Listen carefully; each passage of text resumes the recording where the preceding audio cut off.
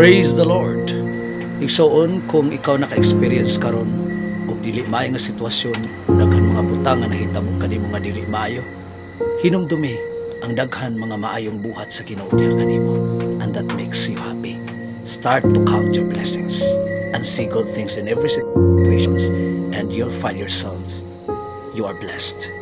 And if naka-experience usab ikaw og dili maayong pagtagad, adunay mga tawo nga dili maayo diha kanimo, ayaw kabalaka, ang Ginoo padayon nga maayo diha kanimo.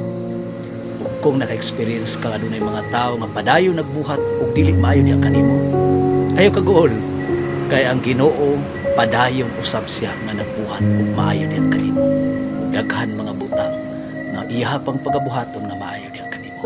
Busa, praise the Lord always. Amen.